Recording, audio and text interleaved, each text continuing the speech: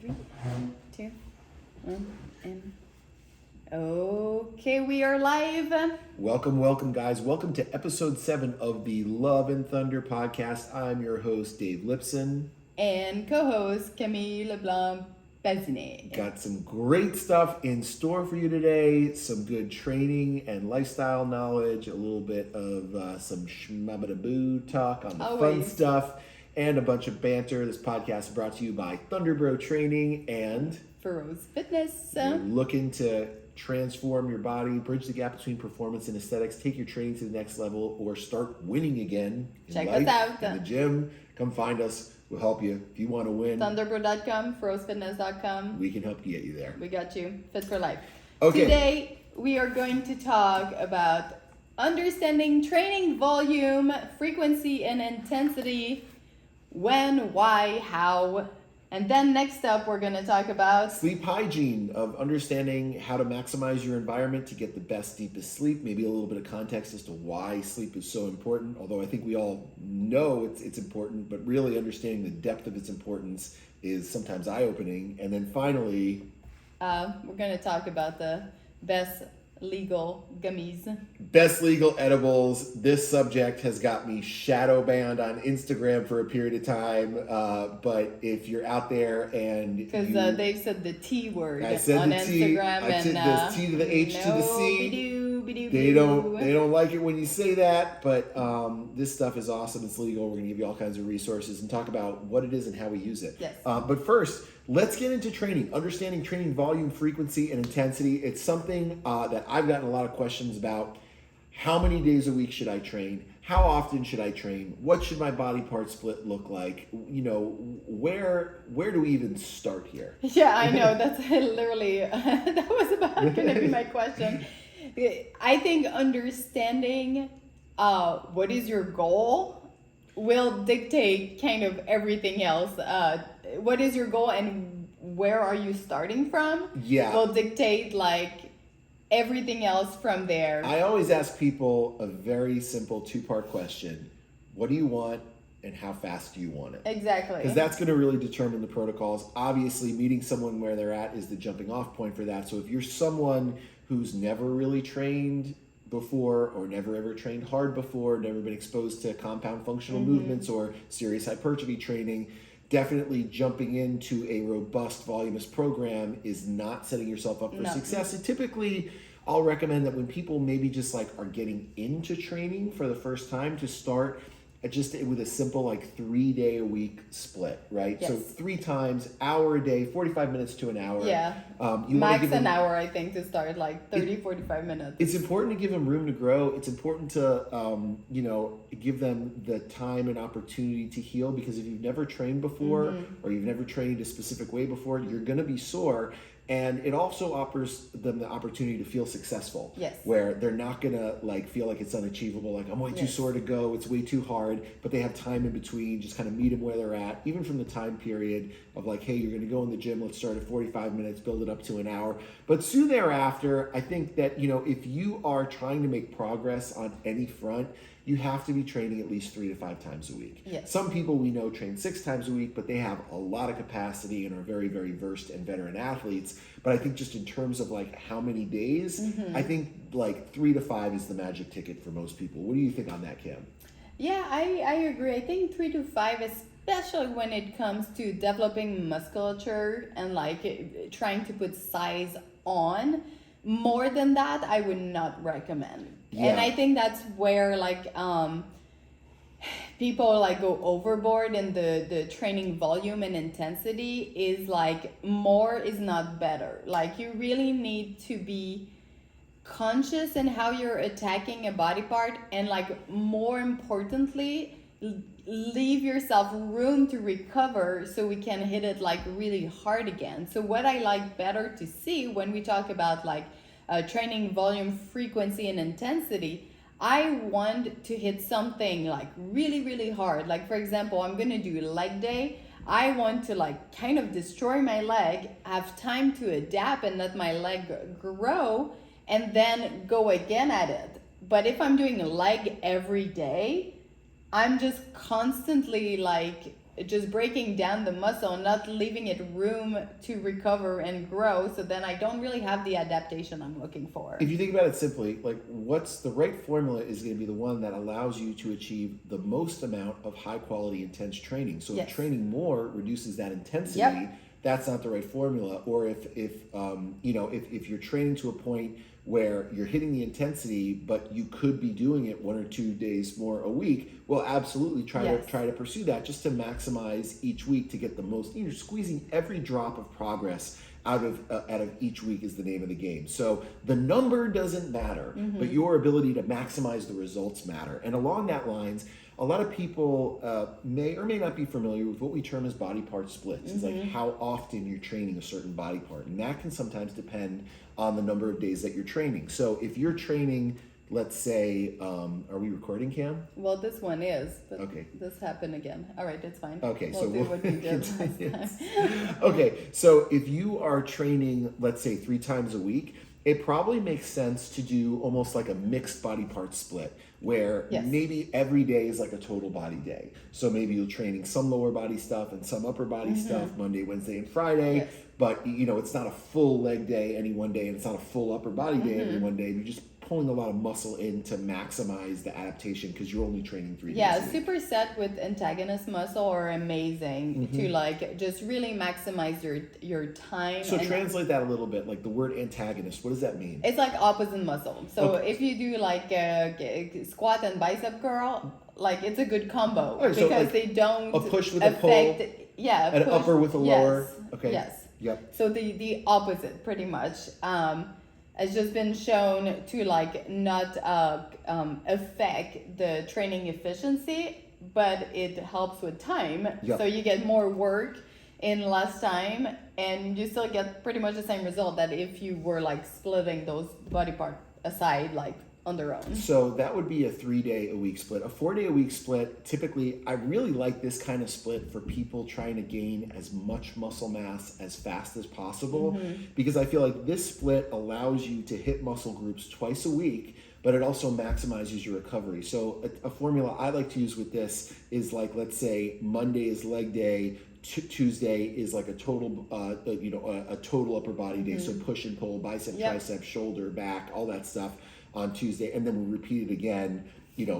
Maybe a rest day on Wednesday. Thursday might be legs again, and then Friday is another push pull upper body day. Yeah. So all your muscle groups are getting touched twice a week, but there's also in a 4-day split you have 3 full days to just let your body heal Yes. and recover. And I think this is the one where when people come to like Thunderbro and they're like, I want to gain as much muscle mass as fast as I can, that's the one I see people being the most successful with because they're able to maximize. And it's a great example of how in a lot of cases less can be more. Yes.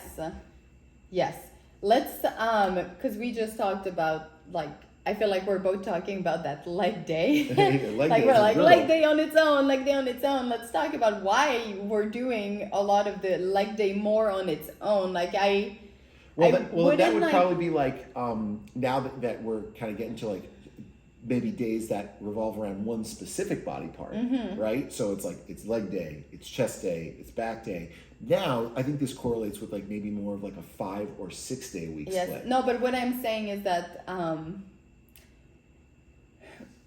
we rarely, I mean, we'll do some accessory work with the leg day, but we rarely go like mixing like back and leg too much, like or shoulder and leg. Like we try to really like when me and you program, we really try to like this like its own whole thing. Yep. And I think it's because we attack like such big muscle and we crash the nervous system so hard in order to get that adaptation that it's really not that much beneficial to like do a lot of like so let's putting just other like make this jazz very in simple it. for each other. There's going to be a difference in training legs as hard as you can once a week versus training legs twice a week. You're not going to be able to hit them as hard when you're training them twice a week because there isn't the same amount of recovery time unless you're only hitting them for like less volume each day. Yes. So maybe days, some legs. We sometimes do things in our 4-day split where like one day is a more quad focused leg day, another day might be more hamstring Yes. focused leg day. But the idea with that kind of split is just maximizing the amount of time we're touching muscle groups. So getting it twice a Yes. week versus once a week and allowing for a lot of recovery in there. A 5-day-a-week split. Which is what I wanted you to kind of talk about, was that idea of like being focused more on certain muscle group Yep. before doing more than once. Because what we see a lot of people out there is just they squat like 3-5 times a Yeah, week. and that's way too much. There's no, like, are you recovering enough? Well, two things are happening. One, they're probably not, when they are lifting their legs, if they're doing it 3 times a week, it's probably not crazy, intense, hard leg stuff where they're like limping out of the gym and the tissue is really kind of damaged and it takes days and days to remodel. The second thing that's happening is maybe they're training it and they might even be training it kind of hard, but it never has the chance to adapt because there isn't that period of time in between to allow the tissue to heal and remodel and grow back thicker and uptake all the nutrients and do what it needs to do. In addition to just like the hormonal response, a hard leg day really is about total body growth. Yes. So like when you train your legs hard, it's not just your legs that are Yes. growing, but there's a systemic effect, especially the hormones you're stimulating with voluminous heavy loading and large muscle groups like you have in your legs, to be able to really increase the size of your upper body and your total body strength by having those really hard ones. Now, the 4-day-a-week split, I like it for the size component, but one thing I see is that people who just always train that day, they tend to be less conditioned, Yes. right? They tend to have their body composition isn't quite as tight because they don't have that regular frequency and volume every day. So in a 5-day-a-week Which split, makes sense, because for 4 days a week, your overall energy expenditure through like the whole week is lower. Yep. You're like not under tension or like moving or doing things as much. you may find yourself in like a 3 or 4-day-a-week split having longer sessions. So maybe it's closer to like 90 minutes in those sessions. And if you're training every day, maybe it's just like a little bit north of an hour.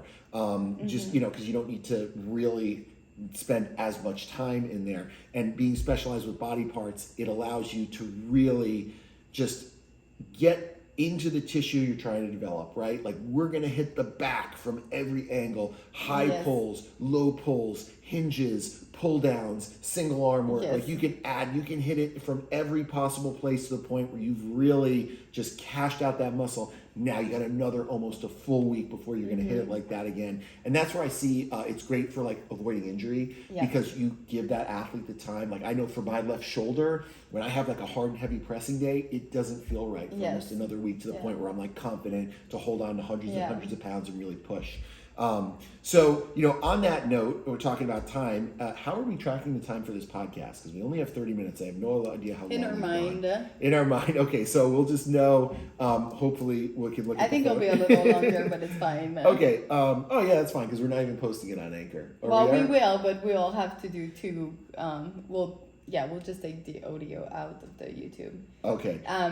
So let's now we spent about probably over 10 minutes talking about that. I think. Let's just really quickly just speak, and I think we've been alluding to it on just the intensity. Obviously, like you meet an athlete where they're at in terms of their intensity, but the idea is to build that intensity over time. So that's another factor in terms of just this concept, and some people term it as like progressive overload. Well, it's kind of like that, but it's not. You want to see capacity and intensity building over time to where you're able to express the highest amount of intensity most frequently and see that slowly build, right? Yes. So an example, we're doing leg day this week. We're doing our complex, which is this like 9-set monster complex. And a lot of people know that when they get to sets 7, 8, and 9, they're doing their heavy 8 reps. Maybe they did it at 350 pounds. Next time they do it, they want to do 365, or they see the weights going up, the times going down, and overall kind of seeing a slow increase. Doesn't have to be a lot really fast, but things should always be moving up. Yeah. Which is where it's so important thinking about like more on the frequency side. Like you should be doing things and repeat things enough that you are moving the needle in the right direction. If there's too much variance or not enough, that's when things get like a little out of whack. And based on your goals, doing things again is a great thing. You can track, but hitting like your legs like 5 times a week, all doing the same type of movement, well, you're kind of placing yourself in a position to not maximize the output and also maybe be more prone to injure something. Yeah, you want to like stack the deck in your favor. I say that a lot, but it's like, let's put everything we can to try to ensure your probability of success, Yes. in your favor to reduce the chance for any kind of hiccups. And then finally, like with regard to the frequency, I often think about this in terms of the athlete's goals. Like if you're an athlete who's trying to improve your body composition, or you're trying to cut down, lose some weight, or just cut body fat in general, your frequency will go up. You'll Yes. have cardio sessions, you'll have, weightlifting sessions, but the volume, the frequency tends to go up. Whereas when it comes to gaining muscle mass, typically if that's exclusively what we're after, sometimes we see the volume and the frequency actually go down, Yes. as the example of that Yes. 4-day split. Let's talk about sleep hygiene. Yes, the thing that I have not had for the past 2 years, and I cannot tell how eye-opening it's been to see all the terrible effect of no sleep. What is not sleeping well going to do to you, or what does good sleep do for you? Well, one, it's going to help you age better. Okay, it's going to Yes. help your hormones recover. It's going to improve your body's internal chemistry. It's going to help your cognitive function. It's going to reduce your chance of injury if you're getting good, deep, restful sleep.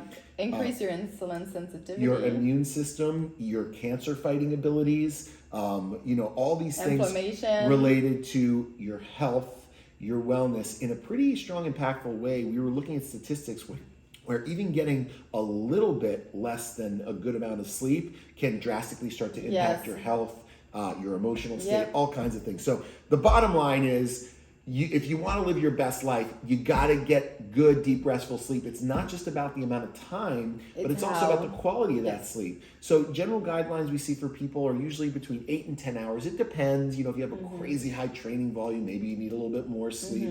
Some people have different circadian rhythms and just, Yeah, I need more or noticed with less. me 10, I'm like, it goes against me. Exactly. You're just 8, forcing 8. yourself to try to stay in the bed. Yeah, but I'm saying like I just don't see the benefit for me with 10, but 8 is a good number for Yeah. me. So I think anywhere in that range is probably a decent amount of time. And then the quality of that sleep is really important. Yes. If you are getting up multiple times a night to go to the bathroom, if you're kind of aware of everything that's going on in the room, easy to wake up, that's probably not a lot of good, deep, restful sleep. So you want to see if you can maximize your ability to do that. Yeah. And luckily, there are things that a lot of people can do with regard to how they prepare to go to sleep, the environment they create in their bedroom to be able to maximize this. So let's first start talking a bit about like circadian rhythms. And these are the rhythms at which your body naturally wants to go to bed Yes. and wake up. Throughout the day, as soon as you wake up, as your brain is heating up and doing work and you're working, it's slowly building up a chemical called adenosine. And adenosine is what makes you feel sleepy. For those of you guys who drink caffeine actually reduces Blocks it. adenosine. So, having a cup of coffee in the morning is a great way to wake yourself up because adenosine will go down if it still hasn't been cleared out through a whole night's sleep. As soon as you start to sleep, adenosine starts to decline. Yes. But what you do around these natural rhythms and the buildup of this chemical can drastically affect when and how you sleep. Yeah, and one of the best thing to kind of like set that the circadian rhythm Yep. is get some daylight as soon as you wake up. Yeah, I mean, humans naturally, genetically, are just kind of programmed for, years of our genetic evolution to wake up when the sun comes up, go Yes. to sleep when the sun comes down. Unfortunately, with miracles of modern technology, a lot of us aren't doing that. Yes. We're waking up and going to sleep at really odd hours, which can mess things up. Some people are night owls, meaning they naturally just stay up a little later. Maybe they go to sleep closer to like 10 or maybe even 11. Which is okay. Some people are, what do they call them, early birds, where they're early to That's rise, but they want to get to bed at like 8 or 9 That's o'clock me. at night. Everyone's different. Some people are like a little bit of both, hybrids, I don't know. But the point is, regularity is going to be your Yes, friend. I was gonna having say a set consistency. bedtime, a Yeah. set wake time is going to be really, really helpful just for you being able to kind of control all the variables.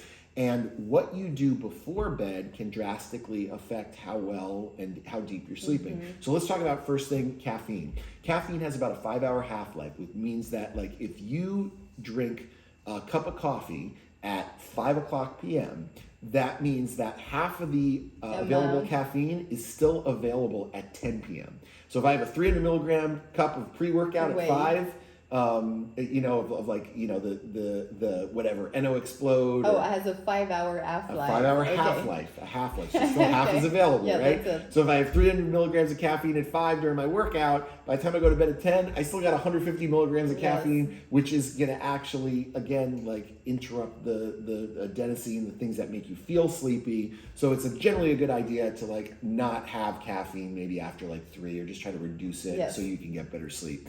The other stuff is like what we're talking about with light. The amount of light that enters your eye tricks your brain into understanding what time of day it is. So if you're constantly like looking at screens, watching TV, on the tablet, on the cell phone, Or not having good window coverage. not good window coverage, Your room should be dark. your brain's going to think it's still daytime. It's not going to want to go to sleep. So maybe an hour before bed, starting to reduce like fluorescent lights, reduce the lights from your computer. I know I wear like blue light glasses now, but the more you can kind of create like a dimmer environment, they make these awesome. Yeah, if you have a dimmer light, you really want to use that, then start to dim everything in the house.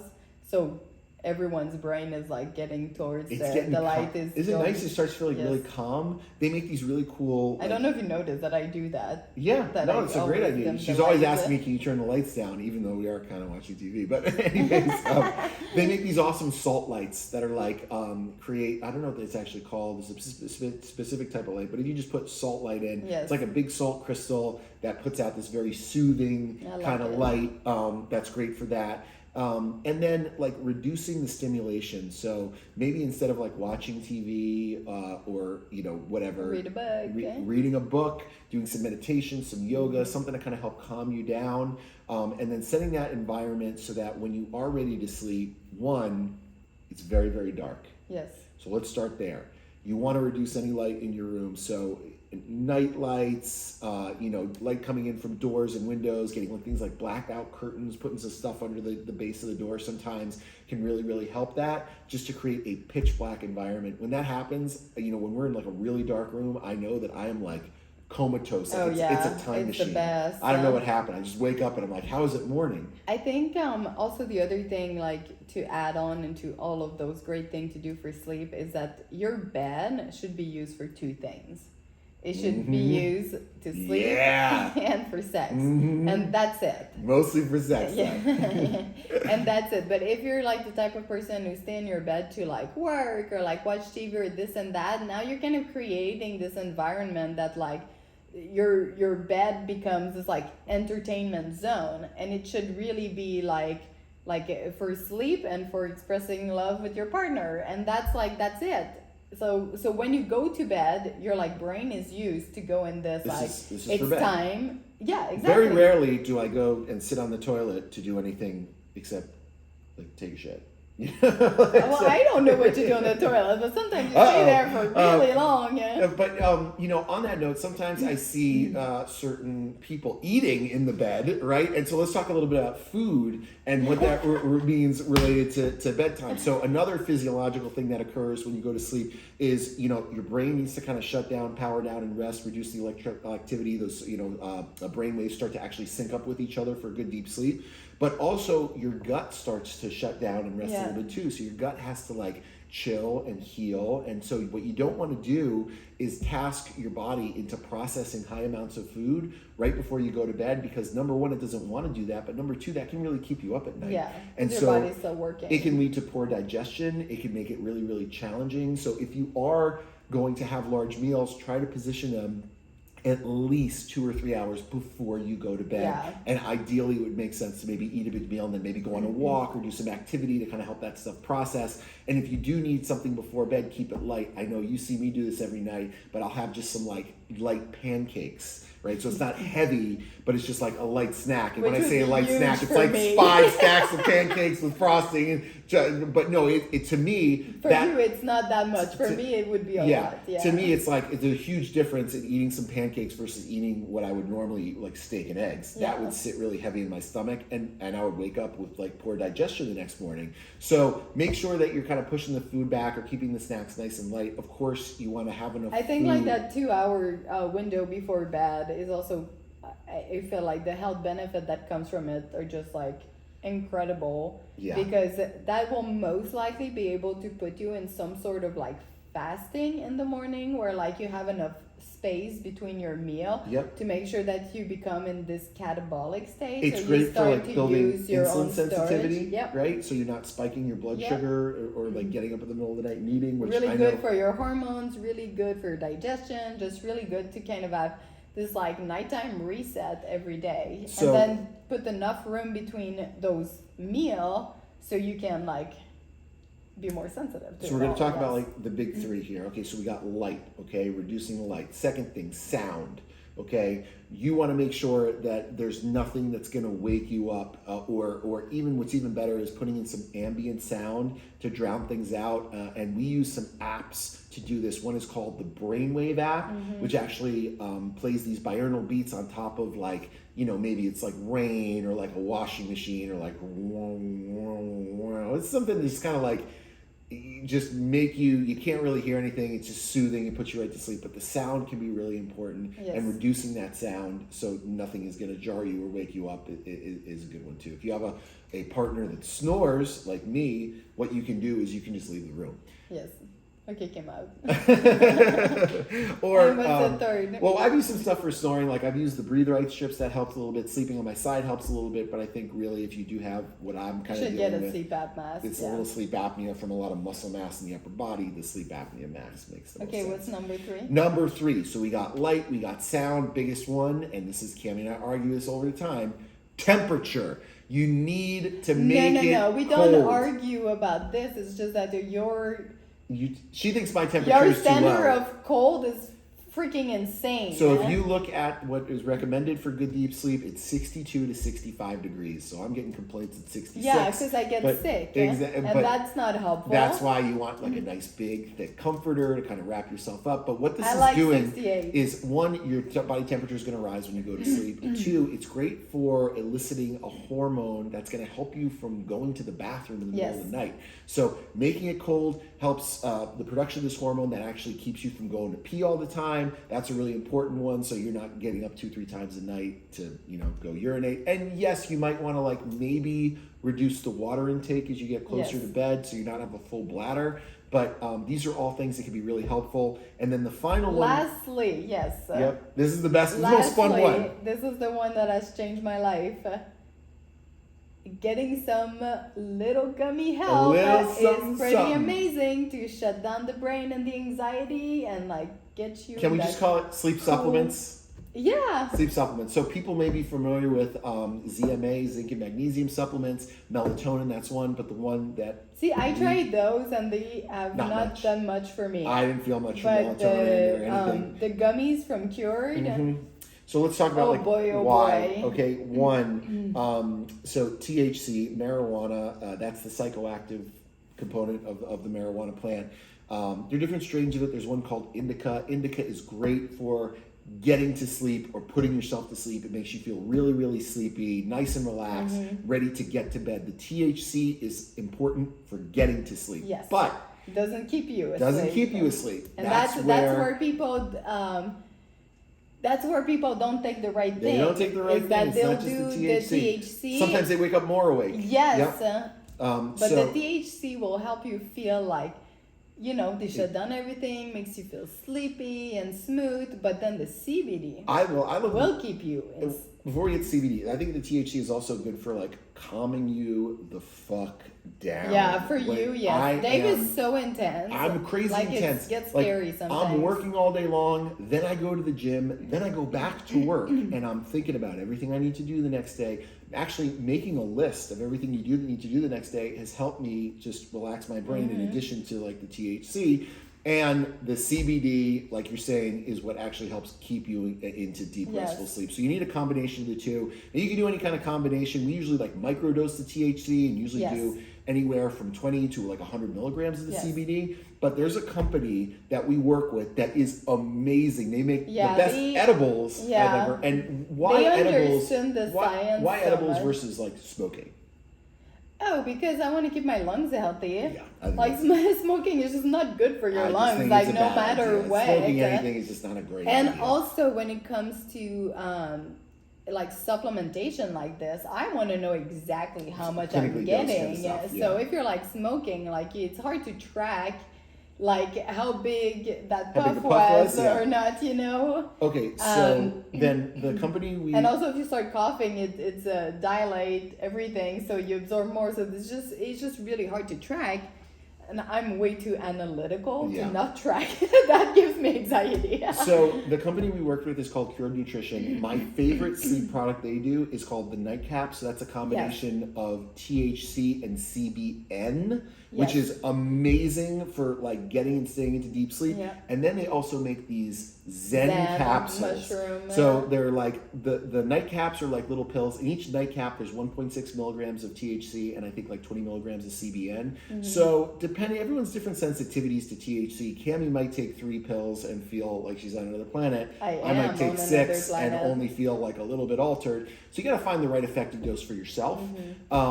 The Zen is also, I want to pull out, but it has a combination of like really relaxing mushrooms and adaptogens and Yes. things like that Yep. to help you just completely chill out into deep sleep. So the combination of those two is our best recommended sleep protocol. Well, I think that I mean, I can't say enough good thing about Cured, but they've made their research, and what I think is so fantastic about their product is that it feels like they just got the quantity of each thing Yep. so dialed in to like really promote and maximize the effect of everything in like just the perfect way. The bottom Just line is enough like, micro dosing of THC to get you calm, and then the CBN kick in, and you just have the best night of sleep. it's the amazing. right amount. It's got to be the right amount of the right stuff. Yes. It's not enough just to say like, hey, there's this in there, but it has to be like high quality and it needs to be dosed properly. Yeah, which and is so amazing. they do a great job of that. Obviously, being based in Colorado, they have access to like the best, Yes. marijuana farming and all the good stuff out there. It makes it such a great industry to thrive in a state where it's legalized.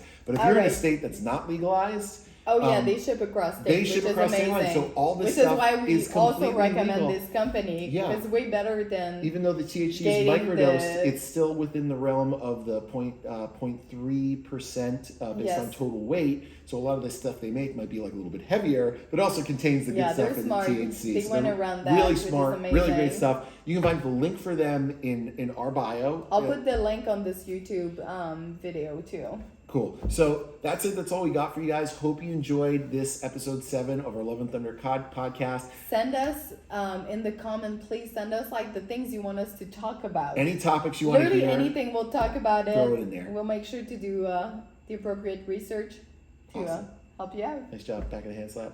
Bam. See you later. And done.